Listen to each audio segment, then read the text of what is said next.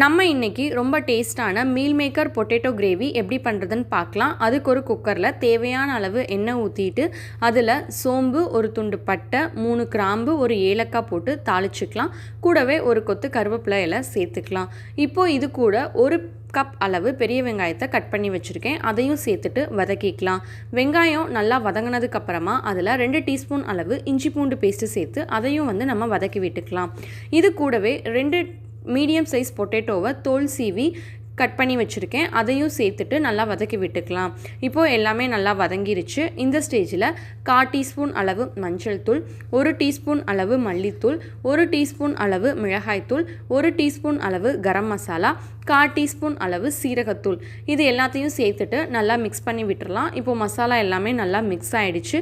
இந்த ஸ்டேஜில் ஒரு தக்காளியை நல்லா நைஸாக அரைச்சி இது கூட சேர்த்துட்டு ஒரு 2 நிமிஷம் இதை கொதிக்க வச்சு எடுத்துக்கலாம். இப்போது எல்லாமே நல்லா கொதிச்சிருச்சு. இந்த ஸ்டேஜில் ஒரு மிக்ஸி ஜாரில் 1 கப் அளவு தேங்காவும் கூடவே கொஞ்சமாக சோம்பும் 1 டேபிள் ஸ்பூன் அளவு கசகசாவும் சேர்த்துட்டு இதை நல்லா நைஸாக அரைச்சி எடுத்துக்கலாம்.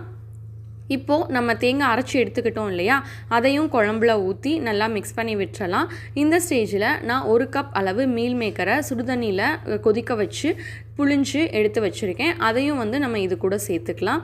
இப்போது இது எல்லாத்தையும் மிக்ஸ் பண்ணிவிட்டு தேவையான அளவு தண்ணியும் ஊற்றிட்டு உப்பும் நம்ம டேஸ்ட் பார்த்துட்டு இதை மூடி போட்டு ஒரு மீடியம் விசில் விட்டால் போதும். அவ்வளோதான், நமக்கு ரொம்ப டேஸ்டான மீல் மேக்கர் உருளைக்கிழங்கு கிரேவி ரெடி ஆகிடுச்சு. இது ரைஸ்க்கு, சப்பாத்திக்கு, பூரிக்கு, நீங்கள் எந்த சைடிஷ்க்கு வேணாலும் இதை நீங்கள் யூஸ் பண்ணிக்கலாம். குழந்தைங்களும் விரும்பி சாப்பிடுவாங்க. இதை லைட்டாக கொத்தமல்லி இலை தூவி இறக்கிடலாம்.